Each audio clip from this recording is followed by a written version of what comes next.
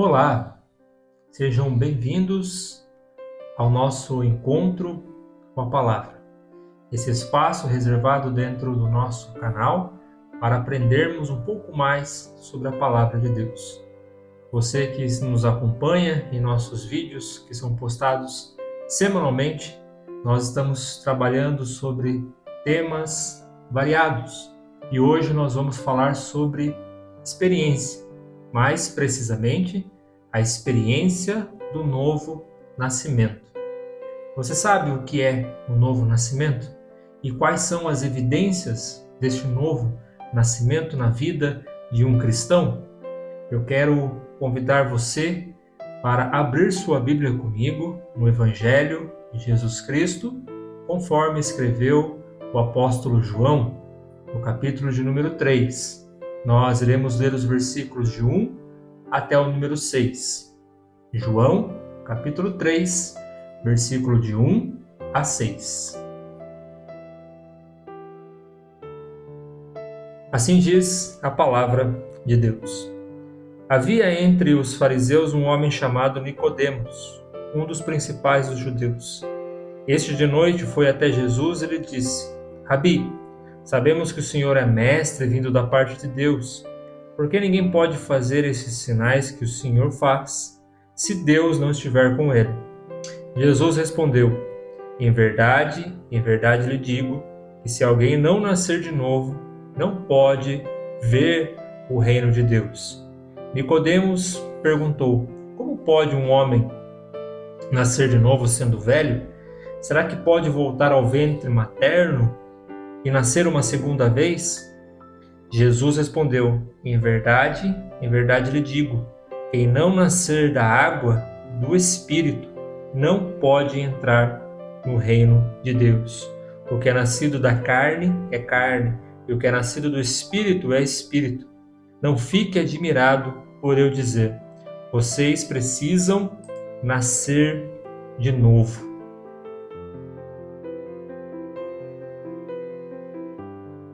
Amém. Então vemos aqui o diálogo de Jesus com um fariseu.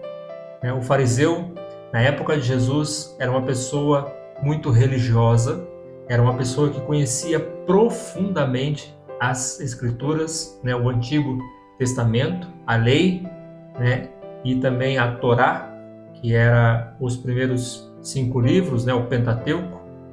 Então o fariseu, ele era uma pessoa muito culta, era uma pessoa que tinha um conhecimento muito grande das Escrituras, porém, eram religiosos, seguiam a religião de forma a apenas cumprir os mandamentos, não deixar os mandamentos moldar a sua vida, mas apenas fazer aqueles ritos religiosos. E muitos se consideravam superiores àqueles que não conseguiam praticar, ou então, como Jesus chama alguns fariseus de hipócritas, porque eles exigiam que o povo cumprisse a lei e as suas exigências, porém eles mesmos não se esforçavam para cumprir, deixavam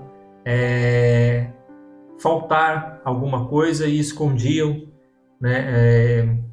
essas pequenas condutas para que o povo não visse, então faziam as escondidas. Então Jesus aqui, ele tem esse diálogo ele acontece à noite, dando a entender que Nicodemos, sendo um mestre entre os fariseus, não queria ser visto com Jesus, então ele procura Jesus à noite. E ele questiona Jesus porque ele está incomodado, ele está vendo sinais, ele está vendo o que Jesus está fazendo, e isso o incomoda, e ele quer saber se Jesus realmente é o Messias, a qual as Escrituras falavam a respeito dele. Mas Jesus ele faz um alerta para Nicodemos. Jesus não responde se ele é ou não o Messias. Jesus fala para Nicodemos que é preciso nascer de novo. E Nicodemos não entende o que Jesus está dizendo para ele. E Nicodemos questiona novamente Jesus, dizendo: será que eu tenho que voltar ao meu ventre materno? Como pode um homem sendo velho, como eu, voltar ao ventre da sua mãe e nascer de novo? E Jesus fala: não, aquele que não nascer da água e do Espírito não pode ver o reino de Deus. Ou seja, aquele que não tiver uma nova vida. O Espírito Santo, ele trabalha dentro do cristão. Ele trabalha na vida do cristão. E ele produz esse novo nascimento. O novo nascimento é a obra do Espírito Santo na vida do cristão. Mas como eu posso ter certeza de que eu nasci de novo? Como posso enxergar isso? A palavra de Deus nos orienta. E aqui eu quero compartilhar com os irmãos 3 marcas de uma vida que nasceu de novo, de uma vida que teve, esse poder regenerador do Espírito Santo ativo na sua vida. A primeira marca que eu quero compartilhar com os irmãos é a evidência da repulsa pelo pecado. Aquele que nasceu de novo, ele tem repulsa, ele evita, ele tem tristeza pelo pecado. A palavra de Deus diz em Salmos, número 38, versículo 18, assim: confesso a minha iniquidade, suporto tristeza por causa do meu pecado.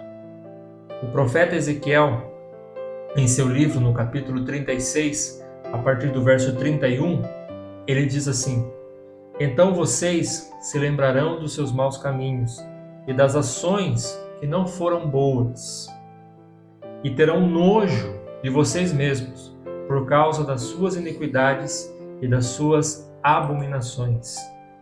Será que hoje eu, sendo um cristão e conheço a palavra de Deus, sinto nojo no meu pecado? Será que eu tenho esse sentimento?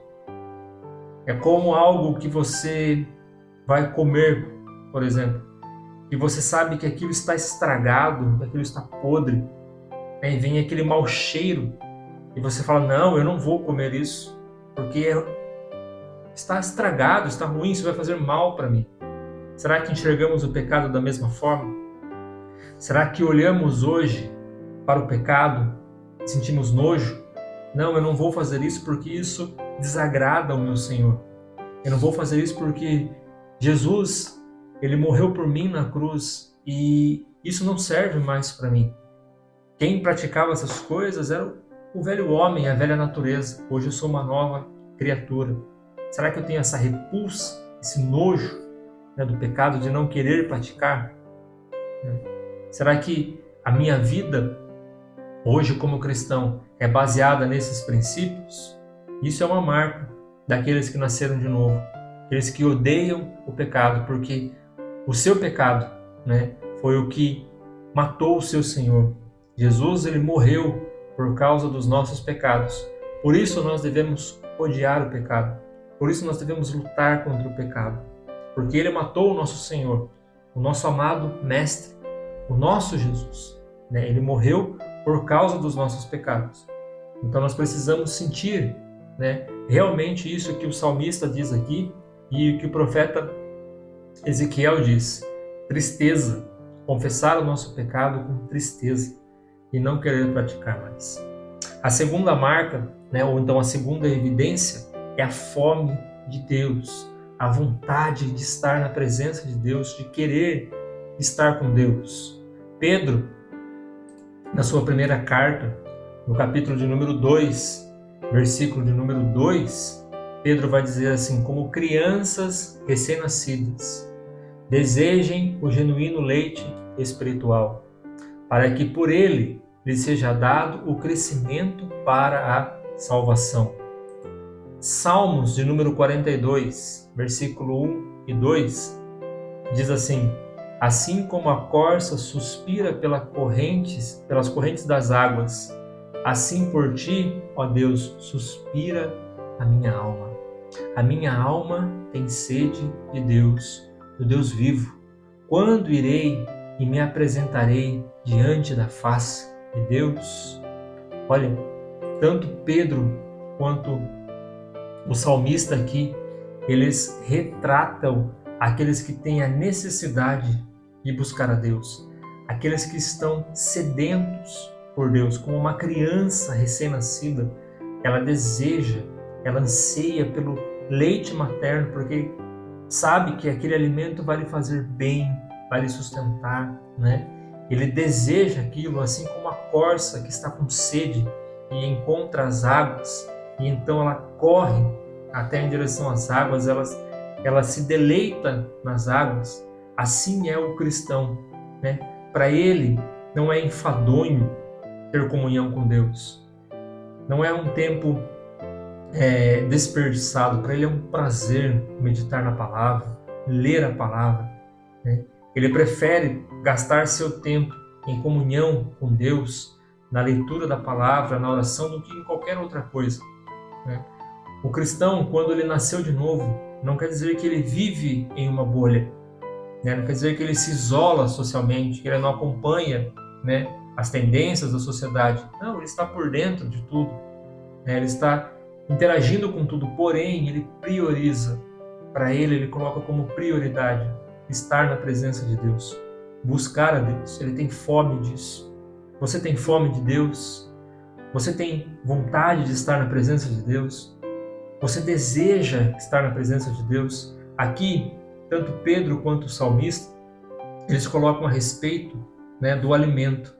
E você sabe que quando você está com fome e você deseja uma refeição, e você não vê a hora que chegue o momento de você fazer aquela refeição, mas se você for minando essa fome, por exemplo, você está ali de manhã, está com fome, e não vê a hora de chegar a hora do almoço para você almoçar, mas se você for minando essa fome, comendo coisas em pequenas porções, coisas aleatórias, você pega ali um biscoito, pega ali uma bala, pega ali um chiclete, chocolate, uma bolacha, enfim, um pedaço de bolo. Quando chega a hora do almoço, você tem aquele prato delicioso na sua frente, mas você não está com tanta fome, porque você já minou a sua fome com outras coisas. E muitas vezes nós trocamos a fome pela presença de Deus por outras coisas. E quando de fato estamos na presença de Deus, já não desejamos mais, já não sentimos mais, porque isso faz parte da nossa natureza, da nossa carne. Mas aquele que nasceu de novo, ele deseja estar na presença de Deus. E isso ele não faz como uma religiosidade, como algo a cumprir. Não, para ele é um prazer.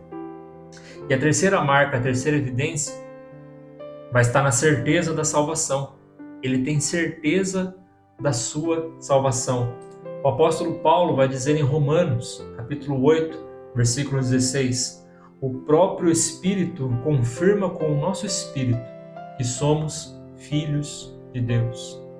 Ou seja, quando nós sentimos tristeza pelo pecado, quando nós sentimos fome da vontade de Deus, a certeza de que somos salvos não vem, né, pelo fato de pertencermos a uma igreja, não vem por pertencermos a uma comunidade de fé e termos ministérios e estarmos na igreja de domingo a domingo, né? Não vem por isso, mas vem o próprio Espírito. Quando nós nos alimentamos de Deus, o próprio Espírito nos convence de que somos salvos. Então, quando nós nascemos de novo e nós pecamos, este pecado não traz a dúvida dentro de nós de que nós iremos perder a salvação. Pelo contrário, esse pecado nos traz a tristeza de magoar o nosso Senhor. É por isso que o cristão ele sente nojo, tristeza do pecado. Não porque ele tem medo de perder a salvação, porque ele sabe que ele é salvo pela obra de Cristo na cruz. Mas ele tem nojo, ele tem tristeza, porque ele sabe que esse pecado desagrada ao seu Senhor e ele não quer desagradar ao seu Senhor. Pelo contrário, ele quer agradar ao seu Senhor. Ele quer estar na presença de Deus. Ele quer sentir o Espírito Santo com ele o tempo todo em comunhão. Então, aquele que nasceu de novo, ele não é guiado, né, por emoções. Ele não é como uma montanha-russa, né, que quando ele está bem com Deus, quando ele está buscando a Deus, na presença de Deus, ele está lá nas alturas. E quando ele peca, ele desce e fica com medo de perder a salvação e tenta compensar a Deus fazendo coisas muitas vezes absurdas, assumindo compromissos, fazendo votos, tentando comprar a sua salvação para que Deus o perdoe, para que novamente ele entre na presença de Deus e consiga ficar ali. Não. Um cristão que nasceu de novo, ele tem essa certeza da salvação, porque o próprio Espírito confirma em seu espírito que ele agora é um filho de Deus.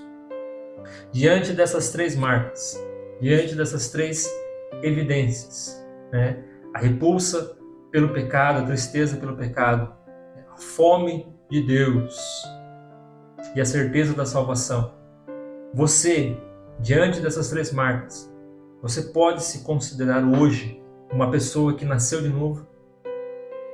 Você tem essas marcas na sua vida? Nós precisamos refletir como está o nosso relacionamento com Deus. Talvez nos seus primeiros anos de conversão, nos primeiros meses em que você se entregou para Cristo, essas marcas eram tão evidentes, mas hoje, com o tempo, elas foram se apagando. É preciso voltar ao primeiro amor. É preciso voltar a buscar ao Senhor.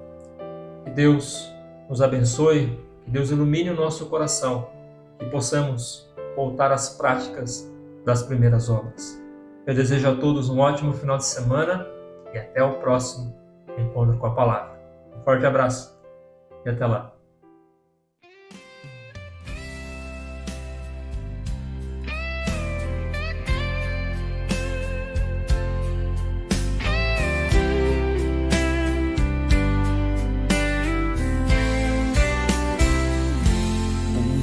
De noite chegou a Jesus a fim de saber o caminho da luz. O mestre bem claro lhe fez entender: importa renascer. Importa renascer,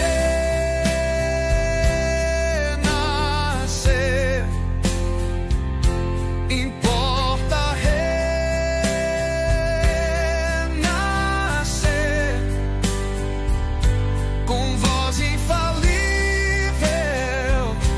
o disse Jesus. Importa renascer. Vós, filhos do mundo, escutai ao Senhor, que sempre vos chama como eterno amor. Ouvi que o Senhor nunca cessa em dizer: importa renascer.